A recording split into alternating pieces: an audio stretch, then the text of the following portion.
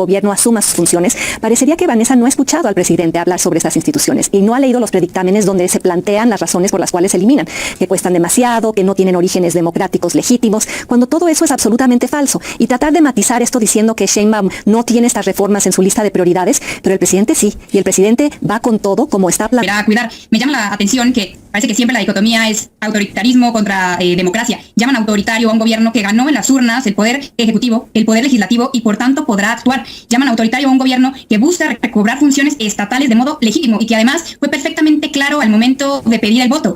Los beneficiarios van a ser los miembros del partido oficial, los cuates del partido oficial, los cuates del capitalismo de cuates que están celebrando los predictámenes que se han presentado. Que los organismos autónomos protegen derechos fundamentales, fueron creados para eso, porque los derechos fundamentales eran pisoteados por autoridades que ejercían su poder mayoritario de forma arbitraria y discrecional, en conjunción con sus aliados dentro del sistema oligárquico mexicano. La educación no es un derecho fundamental y la vivienda no es un derecho fundamental y la salud no es un derecho fundamental. Entonces vamos a hacer todos los órganos que protegen esos derechos autónomos, la SEP, el Infonavit, la Secretaría de Salud. Lo que me parece es que la oposición, como no le gusta el gobierno que ganó en las urnas el 2 de junio, lo que pretende hacer que se perpetúe es un gobierno paralelo, que es precisamente ese el que existe a partir. ¿Qué tal, amigos? Un gusto saludarlos desde su canal Legión Política. Denise Dresser, la politóloga, Vanessa Romero, abogada y analista política, tienen un enfrentamiento, un debate relacionado a la reforma que presenta el presidente López Obrador al Congreso de la Unión. En particular, el tema de día de hoy va a ser los organismos autónomos, como el INAI, como el INE, el COFETEL, en fin, organismos que realmente fueron creados del régimen neoliberal, del régimen que en ese entonces eran órganos, entre comillas, autónomos. Esa autonomía que eran sometidas en base a los intereses de los gobernantes anteriores. Sin embargo, algo que hay que resaltar muy importante, la transformación de este país está considerando que estos órganos no simple y sencillamente desaparezcan en su totalidad, que se han transformado, esa palabra que no le gusta a los opositores, como también le molesta mucho y se encrespa Denise Dresser. Escuchemos las dos partes, saque sus conclusiones, crea sus criterios y me manda sus comentarios para aquí leerlos y tomar obviamente un criterio, un objetivo llamado beneficio para los mexicanos. Escuchemos. Del gobierno del Estado mexicano. Me parece que legislar su extinción forma parte de una estrategia deliberada de desmantelamiento institucional, con el claro objetivo de recentralizar el poder en manos del presidente y del Poder Ejecutivo. Creo que esto va a tener consecuencias negativas de largo plazo para los ciudadanos, para los consumidores, para la competencia económica, la transparencia gubernamental y toda una serie de derechos que esos órganos protegían imperfectamente en el pasado, problemáticamente, no, y siguen protegiendo hasta la fecha. Es más, acabo de ganar un litigio contra la autoridad militar del aeropuerto por haberme espiado y ahora el aeropuerto tiene que colocar anuncios de que están vigilando a las personas con cámaras y no pueden usar sus datos de manera inapropiada. El INAI para eso sirve, entre muchas otras cosas. ¿Por qué argumento que va a ser dañino para los ciudadanos y los consumidores? ¿Quiénes van a ser los verdaderos ganadores de la destrucción de los organismos autónomos? Para empezar, el partido oficial. Si es que dentro del plan se acaban con el INE y lo vuelven el INEC y lo pasan a gobernación, vamos a volver al control gubernamental de las elecciones como ocurría durante la era del viejo PRI y nunca ha habido alternancia en este país cuando el partido oficial controlaba las elecciones. Va a ser un golpe a la pluralidad política y eso incluye también la pluralidad política representada por la izquierda mexicana. Me refiero a Movimiento Ciudadano. ¿Quiénes van a ser los grandes ganadores también? Pues las Fuerzas Armadas, que han operado en la más absoluta opacidad a lo largo del sexenio y seguirán haciéndolo ahora que se les quite encima la lupa ciudadana del INAI. ¿Quiénes van a ganar también y que están dando brincos de felicidad ante la posible eliminación del IFETEL y de la Comisión Federal de Competencia?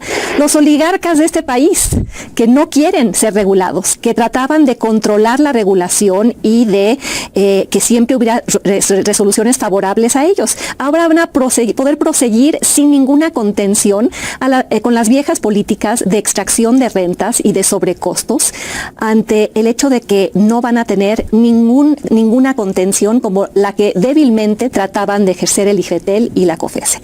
¿Quiénes van a perder también? Pues los ciudadanos con derecho a saber cómo funciona la política social.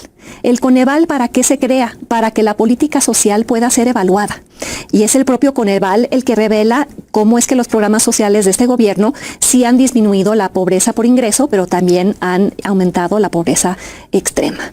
No se puede corregir lo que no se puede medir, lo que no se puede evaluar. Y lo mismo sucedería en el ámbito de la educación. Entonces, gana el oficialismo, gana el militarismo, gana el capitalismo de cuates con esteroides, gana la opacidad. ¿Y quiénes pierden? Para empezar, pierden los consumidores. A partir de la reforma presidencial enviada al Congreso de la Unión el pasado 5 de febrero, son órganos autónomos. Y aquí lo explico en términos muy sencillos, para no enredarnos. La administración pública en México se divide en términos simples en 4 categorías. Los órganos centralizados, los desconcentrados, los descentralizados y finalmente los órganos autónomos. Les pongo ejemplos para que sea una explicación más práctica y menos teórica. Los centralizados son básicamente las secretarías de Estado, por ejemplo, la Secretaría de Hacienda y Crédito Público. Los desconcentrados son órganos que realizan alguna función especializada en favor de un centralizado, por ejemplo, el SAT, que presta un servicio más técnico en favor de un centralizado, que es la Secretaría de Hacienda y Crédito Público. Después tenemos los descentralizados, que son órganos que tienen cierta independencia, pero dependen del órgano central y se encargan de áreas prioritarias. Por ejemplo, pensemos en la CONAPRED. Entonces, ahí vamos las primeras 3 categorías de la administración pública en México. La cuarta categoría, y digamos que es la más reciente, es la más moderna en nuestra historia constitucional, son los órganos constitucionalmente autónomos, que como su nombre lo dice, para obtener su autonomía y plena independencia del poder público se requiere una reforma constitucional. Estos órganos constitucionalmente autónomos se crean siguiendo los ejemplos de los bancos centrales en todo el mundo, que, como sabemos, suelen ser autónomos, como el Banco de México. Así, en tiempos de Salinas, en tiempos de Cedillo, empezamos a ver otros órganos autónomos. Se le otorga la autonomía a INE, a la Comisión Nacional de Derechos Humanos. Los órganos autónomos, les digo, se crean a partir de estos sexenios como resultado de una visión de la democracia que teníamos en los años 90, en donde se desconfiaba tremendamente de las mayorías y se ponía en manos de cuadros más técnicos, precisamente como ahora los describe muy bien Denise, que los pensábamos como entes perfectos, como entes tremendamente profesionales y ajenos a cualquier aspecto o interés político. El problema, y si bien es cierto que han tenido muchos aciertos en términos históricos en favor en protección de derechos, es que muchos organismos constitucionalmente autónomos terminaron cooptados por los agentes económicos que debían regular y fueron botín político que se repartió entre los partidos políticos. Los oligarcas de este país, de los que habla Denise, hoy no están sino felices con los órganos constitucionalmente autónomos porque los controlan en términos materiales. Son ellos los que controlan en buena medida, además de los operadores, como los grandes despachos de abogados que controlan las resoluciones de estos organismos, los que determinan el resultado final de sus políticas en favor de la población. Denise, les pido brevísimas comentarios porque estamos en contratiempo y bueno, un brevísimo agregado que querías hacer, Denise, al tema de órganos. Sí. Le rebato a Vanessa, haré una defensa hoy y siempre de órganos creados precisamente por la desconfianza en las mayorías. Creo que aún en democracias hay que tener desconfianza del poder que abusa y esas instituciones que hoy se busca absorber dentro del gobierno dominado por la 4T o instituciones que se busca de plano destruir o que el gobierno asuma sus funciones. Parecería que Vanessa no ha escuchado al presidente hablar sobre esas instituciones y no ha leído los predictámenes donde se plantean las razones por las cuales se eliminan, que cuestan demasiado, que no tienen orígenes democráticos legítimos, cuando todo eso es absolutamente falso. Y tratar de matizar esto diciendo que Sheinbaum no tiene estas reformas en su lista de prioridades, pero el presidente sí, y el presidente va con todo como está planteado en los predictámenes. Brevísimo, Vanessa, sobre este punto para pasar a Venezuela. No, yo no estoy matizando absolutamente nada. Me parece que estos dictámenes de reforma constitucional va a ir adelante. Solo estoy diciendo que no está en nuestro futuro cercano, no serán de las reformas que saldrán en septiembre y que seguramente existirán estos foros de discusión para que determinemos cuáles son los aspectos técnicos de autonomía que se deberá cuidar. Me llama la atención que parece que siempre la dicotomía es autoritarismo contra democracia. Llaman autoritario a un gobierno que ganó en las urnas el poder ejecutivo, el poder legislativo y por tanto podrá actuar. Llaman autoritario a un gobierno que busca recobrar funciones estatales de modo legítimo y que además fue perfectamente claro al momento de pedir el voto. La bifurcación de caminos que se hizo explícita en la pasada pasada elección del 2 de junio fue transformación y con elementos muy claros de cuáles iban a ser las transformaciones propuestas para el país en contra de la conservación de las instituciones como las proponía la Marea Rosa. Entonces a mí me parece perfectamente legítima la propuesta presidencial y que la continúe Claudia Sheinbaum. Sí, la defensa de los órganos constitucionales autónomos no es una defensa de la oposición ni de la Marea Rosa, es una defensa por parte de quienes saben para qué fueron creados, en qué momentos específicos fueron creados y qué derechos ciudadanos defienden. En esta discusión no he hecho la dicotomía democracia-autoritarismo, he hecho una defensa de instituciones autónomas del Poder Ejecutivo que se crearon precisamente para evitar abusos del Poder Ejecutivo y para darle competencia técnica a un Estado que no sabía manejar estos temas. ¿Tú crees que cualquiera puede ser regulador de telecomunicaciones, cualquiera puede ser regulador del tema energético y que estas funciones sean absorbidas por las secretarías en donde en este sexenio no se llevaron a cabo las funciones que ahora dicen que van a retomar de las organizaciones que pretenden destruir? Se elimina a la Comisión de Competencia, Vanessa, y dices la Secretaría de Economía va a absorber sus funciones. ¿Qué sucedió en este gobierno? Se intentó desde el Poder Ejecutivo regular o contener de alguna manera a Carlos Slim o a cualquiera de los otros oligarcas. Por cierto, los dirigentes, los presidentes comisionados de la Comisión de Competencia casi siempre han acabado demandados por los oligarcas que hoy el Estado mexicano, bajo el dominio de la 4T, protege y se acurruca con ellos. Veamos las cifras. Larrea y Carlos Slim, su fortuna aumentó en 70% en los últimos 4 años, precisamente por la debilidad regulatoria del Estado mexicano. Habría que fortalecer a la Comisión de Competencia, no trasladarla a una Secretaría de Economía, donde simplemente la falta de voluntad regulatoria del presidente y de la presidenta va a quedar de manifiesto. Por eso insisto, quienes van a acabar dañados por la eliminación de estas instituciones son los consumidores y los ciudadanos. Y los grandes beneficiarios van a ser los miembros del partido oficial, los cuates del partido oficial, los cuates del capitalismo de cuates, que están celebrando los predictámenes que se han presentado. Vanessa, ¿cambiamos de tema o cerramos con este? Va a ver, rapidísimo, no me tomo mucho tiempo. Yo creo que no es un argumento válido o muy útil decir que algo nos costó mucho trabajo o que nos sirvió en algún momento o en algún contexto histórico. Hay que demostrar que hoy funciona. Pues no lo he dicho hoy. Perdón, me parece que todos los ejemplos que has dado respecto al funcionamiento en el pasado de los órganos autónomos no nos justifican por qué hoy siguen siendo funcionales. Creo que hay que analizarlos en términos técnicos para ver si hoy nos funcionan, a quién funcionan y si será mejor con la nueva propuesta. A ver, y un elemento adicional, tú señalas para decir cuáles son todos los perdedores de esta reforma constitucional. Se piensa que la desaparición de los autónomos importa de nuevo la desaparición de la función. Eso no es cierto. Yo me pregunto, y deberíamos todos preguntarnos, si necesitamos un órgano constitucionalmente autónomo para proteger absolutamente todos los derechos que nos parecen relevantes. Necesitamos que la CONAGUA sea autónoma para funcionar, que el Infonavit sea autónomo para que se nos garantice el derecho a la vivienda.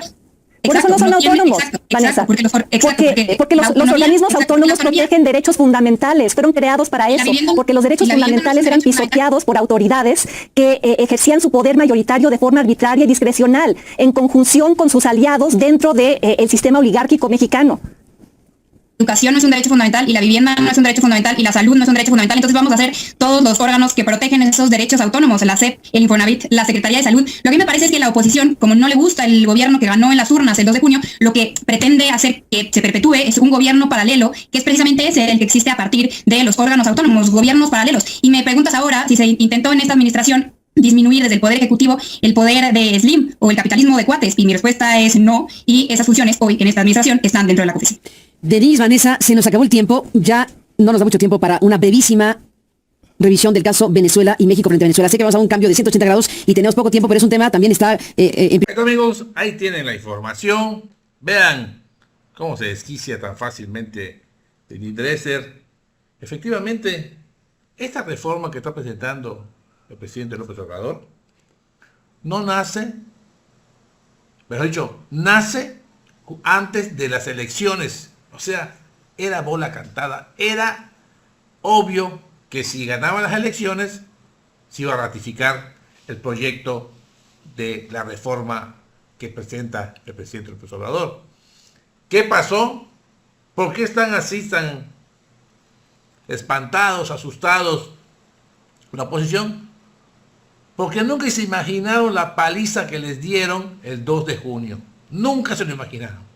Y esto es el resultado, hasta cierto punto, de la rebeldía por parte de los opositores. No tienen argumentos ni fundamentos, fueron avisados y aparte la mayoría de los votos que se le dio a la doctora Claudia Sheinbaum es señal de que el pueblo quiere y apoya estas reformas. Bueno, amigos y amigas, usted tiene la última palabra, mándenme sus comentarios y aquí lo comentamos. Yo soy Francis, gracias por apoyar al canal, Región Política. Gracias por suscribirse. Les recuerdo que es totalmente gratuito. Y gracias también por compartirla y su poderoso like, que es tan importante el día a día para su canal. Nos vemos en una próxima emisión. Adiós.